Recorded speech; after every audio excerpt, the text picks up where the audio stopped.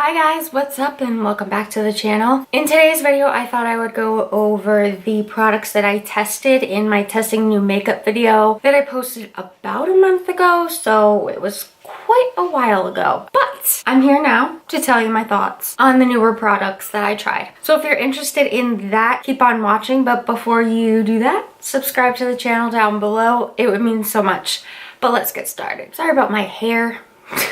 It's not looking the cutest today, alright? It's just what it is. So firstly, I tested out the Smashbox Primerizer, which is this right here. I have a mini, but I'm okay with that because I feel like primers is kind of one of the things that I don't go through as often. The thing with me and primer is pretty much sometimes I forget to use it, or I have multiple ones that do different things and things like that. So I don't feel like I go through primers all that often. So the mini was actually a good purchase for me. I have been testing this out. I have been using it. I use about a pump and a half for my entire face. And I find that it goes on really smoothly, blends into the skin really smoothly, and gives your skin just kind of like a little bit of a tackiness to it, which I think is good because if it's a little tacky, that means your foundation has something to stick to, but it's not overly tacky that'll make the foundation look weird,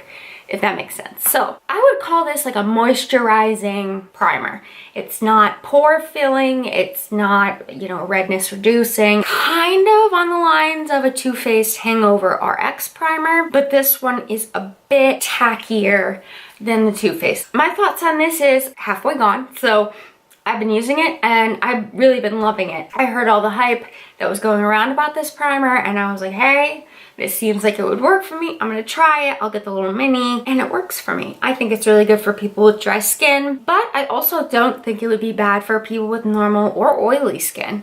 I think this is kind of a universal primer, which there's not a lot of products that can do that. I don't have super oily skin. My forehead does tend to get a little oily, and it works just fine for me. But the way the texture is and everything, I think it would work for a lot of people. So I would recommend this product. Next, for foundation, I was trying out the ColourPop No Filter. When I first tried it out, to be honest, I wasn't sold on it. I like the packaging. I think it's a beautiful glass bottle. I love the little stars on it.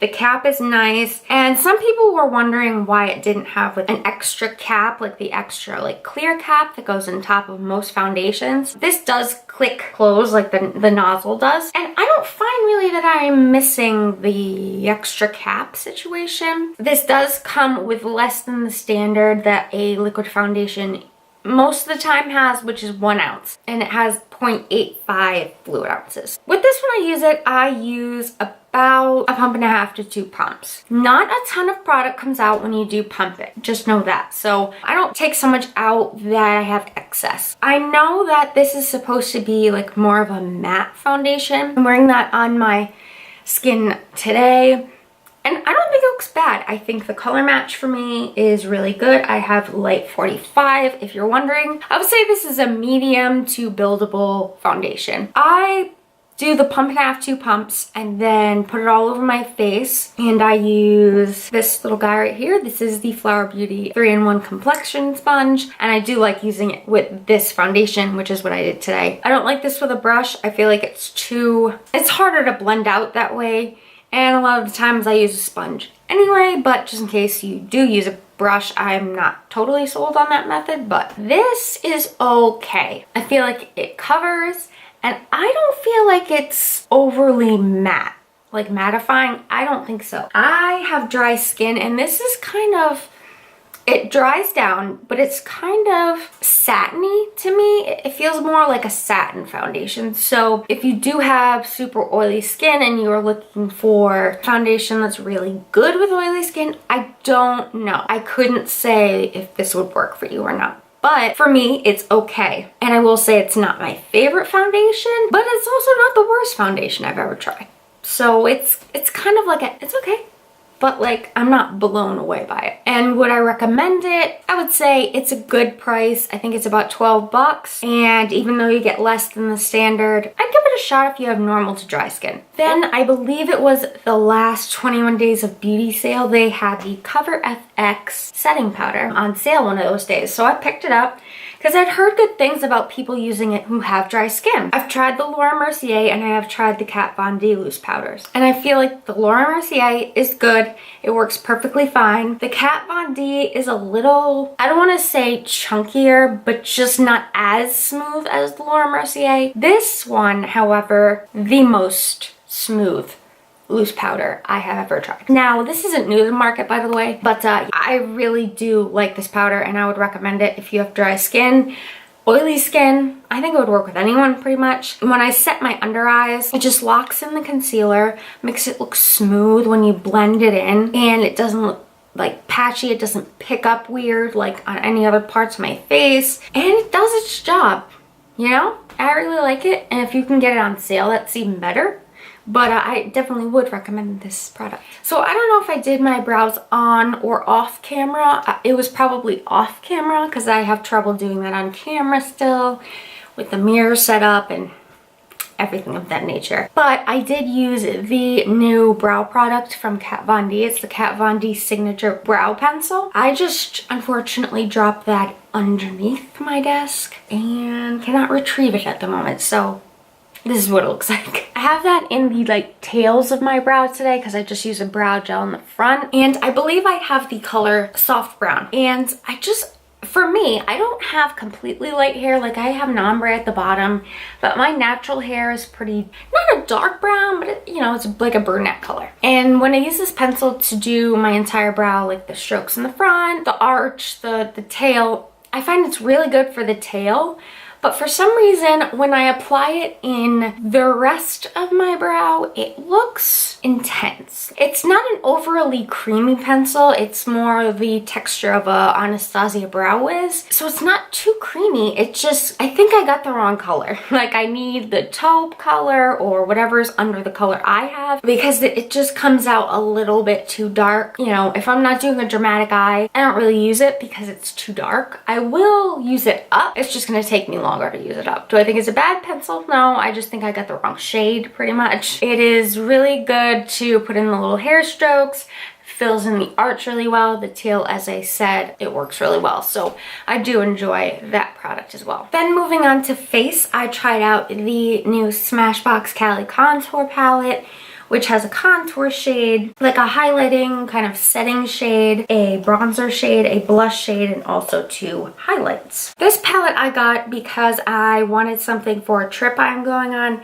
that included all of these products in one, so I didn't have to carry multiple products on a plane with me. And I hadn't heard like amazing things about this. I really didn't hear much at all, but I was in the store and I kind of felt the powders and they felt really silky, really smooth, so I picked it up. So first and foremost, I really do enjoy this palette. I like all the shades that are included in it, except for the bottom highlight here in the middle.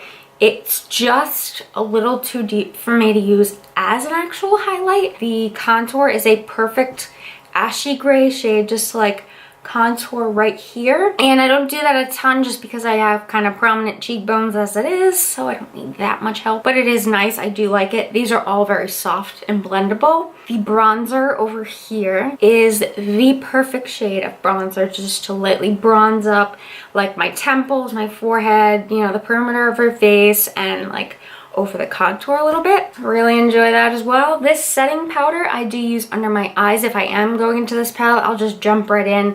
Use this as an under eye setting powder, a brow bone matte highlight, and then this blush is just a perfect neutral blush that will go with anything, that mixes in with all these products perfectly. I have this all on my face today, by the way. The highlight, I don't know if you, yep, you can see it. It's real good. I love a good highlight. These are not too powdery overall. I find the highlights are a little powdery, but the other 4 shades pretty much no kick up at all and still give pretty good pigment. So I would definitely recommend this. I think this is a great palette. It also has a great mirror. On my eyes, I was using the new Violet Voss Flamingo palette, which looks like this. It's beautiful. And the shades inside do not disappoint by the way they look. Look at those. Tropical vibes, is it not? Very colorful, but you could also get some neutral looks out of it too. So if you need both, I think you can get both. You do have a black down here and then this shade to set your eyeshadow if you want. Although I wouldn't set your lid with it if you're using some of the shimmers in this palette, because I feel like they go better on your eye when it's a little tacky with your primer or concealer, whatever you use. For me, if I'm going to use shimmers out of this palette, I will not set my eyelid, but I do use it as a matte brow bone highlight. And then you have some like orange tones that could be very neutral. You have this beautiful yellow right here. I love it. This darker teal right here called Beach Ball is kind of the only one I find hard to work with. And I don't find the shimmers hard to work with, but this teal, because it's a deeper shade and it has more actual pigment in it, it takes a little more precision. And what I mean by that is when you're using it, you're going to want to start slow. So pick up a little, tap off your brush, go in where you're going to use it and build upon that. Because if you go in too quickly with too much pigment, you are in trouble. You're going to need a makeup wipe, some makeup remover, and you're going to have to start over. Same with the black. But I only use the black once, so I don't usually use blacks in palettes, so can't attest to that. But the rest of the palette, I really would recommend it. I think these are the shades that most people can figure out a way to use. Even if you use some of the brighter shades as a pop on the lower lash line or on the lid, or you just take a few crease colors and then like a neutral champagne color from a different palette or something. I think this is good by itself, but I also think it's a good companion palette. It is more expensive. I believe it's $48, $46, something like that. Not cheap, but you do get a nice array of shades in here. You get neutrals, you get kind of staple shades. The shimmers are beautiful. I'm really happy I got this palette, honestly. I'm really, really excited about it. And every time I open it to use it, I'm just like, okay, so just two more products. For mascara, I tried out the Maybelline Total Temptation mascara. This is a relatively new mascara. I didn't know if I would love this, but I did. Like, I have it on my eyelashes, and that's just one coat. So even if you do multiple coats, it's just gonna get better, in my opinion. It's very black, it thickens, lengthens, kind of curls. It kind of does everything you need a mascara to do, or at least I need a mascara to do, and that I like in my mascara.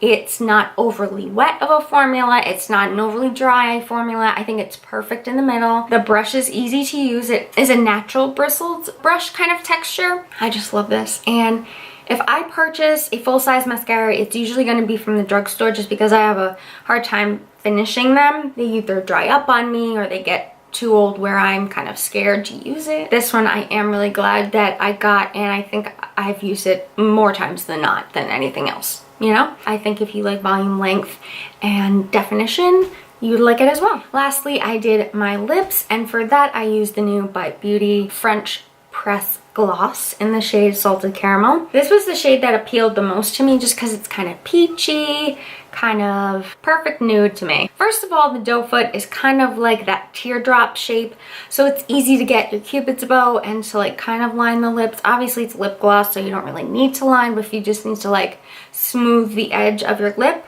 perfect for that. The smell of it, I hear people saying that they don't really vibe with it. To me, anything coffee I like. But this definitely did not offend me, didn't give me a headache, nothing. It just kind of had the faint scent of coffee. The formulation of this gloss is a thicker consistency. It's not sticky whatsoever, but when it's on, you feel it's on. Like, it's not like a buxom gloss where it's very thin and very sheer. This one goes on with more pigment, so it's not terrible to wear, but you feel it's there. So if that bothers you, I would say skip it. If the scent bothers you, obviously skip it. Or if a color doesn't appeal to you, obviously you're gonna skip it. But even though this gloss is a thicker consistency, it doesn't last like you would think. It lasts, I've been talking for like 20 minutes and I just looked in the mirror and it's kind of dissipated already. I don't know if you can tell, but it's pretty much wearing away already, which I know it's a gloss, it's gonna do that, but with the formula I thought it would last a little longer. But I usually wear it over either a lip liner or lipstick, liquid lipstick. It works fine on all of them, so I do enjoy it and I would recommend it, but for the simple reason that it's more heavy and also the scent, you might want to go to Sephora and check it out for yourself. Okay, so that's gonna wrap it up for the hits and misses from my trying on new makeup, testing new makeup video that I did about a month ago. I will link that in the description box below if you haven't seen it. And if you can, give this video a like if you do like these types of videos, and also subscribe to the channel down below, and I will see you next time. Bye!